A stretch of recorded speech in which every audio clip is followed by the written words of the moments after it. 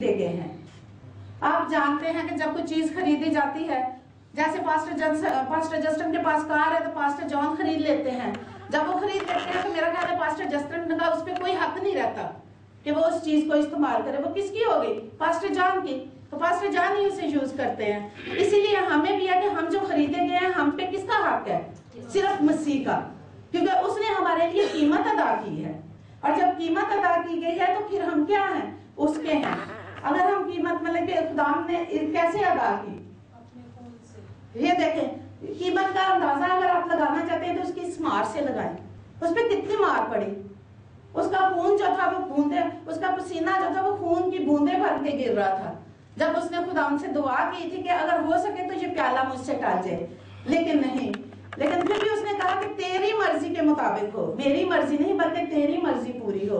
उसके अलावा जब उसे गिरफ्तार करके ले गए थे, पकड़ के ले गए थे, उस पर कितनी लान तान हुई थी, उसके मुंह पे थूका गया था। आज अगर मेरे और आपके मुंह पे थूका जाए तो हम क्या लेते हैं, क्या समझते हैं? हम तो उसे मारने के लिए तैयार हो जाएंगे। लेकिन उसने क्या था? मेरी और आपकी खातिर की। और जब उसे पकड़ के ले गए, गिरफ्तार करने के लिए ले गए, तो क्या था? ये है उसकी कीमत का अंदाजा कि कैसे उसने अपने आप को लोगों के हवाले कर दिया।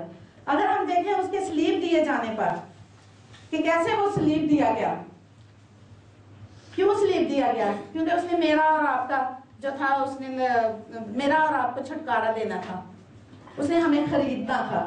ये देखें उसकी सलीब पर, जब वो सलीब पर दिया जा रहा था। इसके अलावा उसके बाद जब उसकी पसली छिद गई तो इससे अंदाजा लगाएं उसकी कीमत का कि क्या कीमत थी उसकी। उस खून का अंदाजा लगाएं कि कैसे उसके पसली में से खून निकल रहा था। और उस माँ का हाल देखें जो कि पास खड़ी थी। और मेरा ख्याल है माँ तो इस दिन के लिए इंतजार में थी, क्योंकि उसे तो इस दिन का पहले से खबर थी। जब क्रिसमस पे फरिश्ता ने उसे पहले ही बता दिया था कि तेरा बेटा होगा, तो तू उसके साथ ये कुछ होगा। माँ उस वक्त को याद करती होगी कि ये तो मुझे पहले ही खबर मिल गई थी। तो इसलिए इस चीज को अजीजों ज़हन में रखें कि हमारे खुदा ने हमारे लिए बहुत फिदिया दिया है। अगर ये हकीकत है या नहीं है, आप मानते हैं या नहीं मानते हैं, लेकिन खुदा का कलाम कहता है कि उसने हमें खरीदा हुआ है। आप इस चीज पे इत्फाक करते हैं कि हम खरीदे गए हैं? अगर हकीकत है, अगर हम खरीदे गए हैं, तो इसमें जरूरी है कि मैं और आप अपनी जिंदगी उसे दें। ये हमारी जिंदगी की हकीकत है कि हमारी जिंदगी जो है क्या है, कि हम खरीदे गए हैं। और इस चीज को याद रखें कि हमारी जिंदगी में से सबसे अफजल तरीन ये चीज है कि हम किसी दूसरी हकीकत और इसकी अहमियत को कम ना होने दें। अगर इस हकीकत को हमेशा तक पूरे तौर पर कार फरमा रहना है तो हमें जरूर है कि हम इस पे अमल करें। और इसके अलावा अगर हम देखें तो इसमें ये वाज़िया लिखा हुआ है कि हम अपने नहीं, कि तुम अपने नहीं। ये 19 आयत के आखिरी हिस्से में लिखा हुआ है कि तुम अपने नहीं। हम किसके हैं? हम खुदा के हैं। हम ये गीत बड़ा अच्छा गाते हैं, दुनिया से कहो हम तेरे नहीं। हम किसके हैं? हम यीशु के हैं। लेकिन अजीजों, सिर्फ ये गीत यहाँ गाने के लिए है या कि हमेशा हमारी जिंदगी में रहने के लिए है? हम इधर गाते हैं, ये हकीकत उस वक्त ही पूरी होगी जब हम इसे साथ लेके बाहर जाते हैं, अपनी जिंदगी में अमली तौर पर अपने में लाते हैं। और आप ये जानते हैं कि अगर जहाँ पे नहीं का लफ्ज आ जाता है तो वो क्या है? मनफी पहलू होता है। नहीं का मतलब क्या होता है? कुछ भी नहीं है। तो इसलिए ये जरूरी है, ये वाज़िया है कि हम क्या है? खरीदे गए हैं और हम अपने नहीं हैं। इस चीज को अपने ज़हन में रखें कि हम अपने नहीं हैं, हम कुछ भी नहीं हैं। इसलिए हमें जरूरी है कि हम इस चीज को अपने ज़हन में और अपने दिल में रखें कि हम किसके हैं, हमें उसकी मर्जी को पूरा करना है। और इसके अगर कुछ देखें तो इसके कुछ फायदे भी हैं। क्या फायदे हैं? कि इंसान जो होता है खुद से कुछ नहीं कर सकता, वो अपने लिए कुछ मुहैया करने वाला नहीं है। जैसे भेड़ों को चरवाने वाला कौन होता है? गडरिया। भेड़ें अकेली नहीं जाती हैं कि वो अकेली जाए और चर के वापस आ जाए। जैसे कल ड्रामे में भी देखा हमने कि वो भेड़ें जो थी वो अकेली नहीं गई थी, उनको चराने वाली भी थी कोई, तो उसने भी उसे चराया। तो इसी तरह जो भेड़ें हैं उनको चराने वाला कौन है? गडरिया। तो गडरिया कौन है? हमारा यीशु, जो हमें चराता है, जो हमें सही मंजिल की तरफ लेके जाता है। तो इसलिए हम अपने नहीं हैं, हम उसके हैं। हमें उसकी मर्जी के मुताबिक चलना है। और इसके अलावा हम अपने रहनुमा भी नहीं हैं कि हम कहें कि हम अपनी मर्जी से अपनी रहनुमाई कर सकते हैं। क्योंकि आप जानते हैं कि जहाज जब चलता है, कश्तियां चलती हैं, तो उसको कौन चलाता है? मलाह चलाता है, उनका ड्राइवर जो होता है वो चलाता है। तो वो ड्राइवर कौन है? यीशु। तो इसलिए हमारा भी ड्राइवर जो है वो यीशु है, वही उसी की मर्जी के मुताबिक हम चला सकते हैं। इसके अलावा अगर हम इस चीज को जानते हैं, हम पे क्या होता है, हम पे एक जिम्मेदारी है। जिम्मेदारी क्या आयद होती है कि हम अपने रूह और अपने दिल को और अपने जिस्म को जख्मी नहीं कर सकते, क्योंकि हम अपने नहीं हैं। अगर हम अपने हैं तो हम अपनी मर्जी से इस चीज को खराब कर सकते। अगर पास्टर जान की वो गाड़ी है तो ये अपनी मर्जी से उसे जो कुछ मर्जी कर सकते हैं। तो इसी तरह हमारा जो क्या है, हमारा खुदा है, हम उसकी मर्जी को जानते हैं, हम उसके अंडर हैं, क्योंकि उसने इतनी भारी कीमत मेरे और आपकी खातिर दी थी। हम उसके अंडर है, हमें उसकी मर्जी को क्या करना है, बजा लाना है, उसको पूरा करना है। इसलिए हम पर ये हक नहीं है, हमें ये वाजिब नहीं है कि हम अपना वक्त सुस्ती और ऐशी में गुजार दें। ये हम पर वाजिब नहीं है, ना ही अपनी मर्जी के मुताबिक हम काम कर सकते हैं। हमें खुदावंद की मर्जी को चर्च के कामों में, दुनियावी कामों में हमें क्या है, सबसे पहले खुदावंद की मर्जी को आगे रखना है।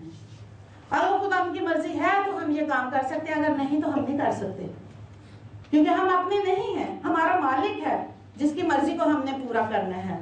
और ना ही हम किसी दूसरे मालिक की खिदमत कर सकते हैं, क्योंकि हम किसी तरह भी दो मालिकों की खिदमत नहीं कर सकते। खुदावंद का कलाम कहता है कि या तो तुम एक से लिपटे रहोगे और एक से अदावत रखोगे, दोनों के साथ हम इकट्ठे नहीं चल सकते हैं। इसलिए जरूरी है कि हमें इस जिम्मेदारी को पूरा करना है, और ना ही अपनी खुदी का हुक्म मान सकते हैं। खुदी क्या थी? खुदी क्या थी? वो दुश्मन था, वो शैतान था, जो पहले ही ऊपर से नीचे गिरा दिया गया है। क्योंकि जब हम में खुदी आ जाती है तो फिर हम अपने आप को बहुत बड़ा समझते हैं, जिसकी वजह से हम नीचे भी गिर सकते हैं। इसलिए जरूरी है कि हम अपने अंदर खुदी को पैदा ना होने दें कि हम जो कुछ भी हैं हम कर सकते हैं। नहीं, हम अकेले कुछ नहीं कर सकते जब तक कि हमारा मालिक हमारे साथ ना हो। इसके अलावा इसमें मस्बत पहलू भी है। वो क्या है? हमारा बदन और रूह दोनों खुदा के हैं, हम हमेशा हमेशा के लिए खुदा के हैं, और एक दफा कीमत अदा किए जाने से हम हमेशा के लिए उसके हैं। इसलिए हमें जरूर है कि हम उसकी कदर करें। इसके अलावा अगर देखें तो इसमें एक अमली काम भी है जो हमें करना है। अगर हम उसके हैं, हमने उसे पूरे तौर पे अपने आप को उसके हाथों में दे दिया है, तो हम पर एक काम भी है जो हम पे फर्ज है कि हमने उसे करना है, कि हम अपने बदन से खुदा का जलाल जाहिर करें। कैसे कर सकते हैं? कैसे हम अपने बदन से खुदा का जलाल जाहिर कर सकते हैं? हमें इसको पाकीज़गी, ज़ब्त नफ्स, मेहनत, खुशी, खुद इंतसारी और तहम्मुल से खुदा का जलाल जाहिर कर सकते हैं। तहम्मुल जो है ये बहुत सी चीज़ों पे पर्दा डाल देती है, मोहब्बत जो है वो बहुत सी चीज़ों पे पर्दा डाल देती है। तो इसलिए ये चीज़ें हम में ज़रूर होनी चाहिए, फिर ही हम इससे अपने बदनों से खुदा के जलाल जाहिर करते हैं। इसके और फरमाबरदारी से कि खुदा क्या चाहता है, हमें उसकी फरमाबरदारी करनी है। और मखलसी याफ्ता दोस्तों, एक बात को हमेशा अपने जहन में याद रखो कि जो मसीही हैं उनके दुश्मन ज्यादा होते हैं, जो हकीकत में मसीही हैं उनके दुश्मन भी ज्यादा होते हैं। वो हर वक्त उन पे नजर रखते हैं कि ये किधर जा रहा है, क्या कर रहा है, किसी ना किसी तरह से मैं इसको क्या करूं, रोकूं, कि ताकि ये मसीह के कामों में आगे ना बढ़ सके। इसलिए जो मसीही है, हकीकत में मसीही हैं, जो मसीह के साथ चलते हैं, मसीह के हुक्मों को मानते हैं, मसीह को फॉलो करते हैं, उनके दुश्मन जो होते हैं वो सबसे ज्यादा होते हैं। तो इसलिए जरूरी है कि हमें इन चीजों से बचना है, और हमें इन चीजों पर फर्क महसूस करना है कि कौन सा मसीह का है और कौन सा शैतान का है।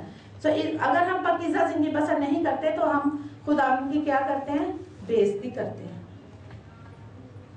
क्योंकि आप जानते हैं कि हम इधर मुस्लिम मुल्क में रहते हैं, अगर कोई गलत काम क्रिश्चियन करते तो वो कहते हैं जी आप तो क्रिश्चियन हैं, यानी कि वो भी इस चीज को मानते हैं कि क्रिश्चियन जो है वो झूठ नहीं बोलते हैं, वो ऐसे काम नहीं करते हैं। अगर आप कर देंगे तो वो क्या कहेंगे आपको कि आप तो क्रिश्चियन हैं, आप भी ऐसा करते हैं। तो इसलिए इन चीजों से हमें बाखबर होना चाहिए कि ये चीजें होती हैं। इसलिए हमें जरूरी है कि हम अपने चाल चलन को दुरुस्त करें और इससे खुदा के जलाल को जाहिर करें।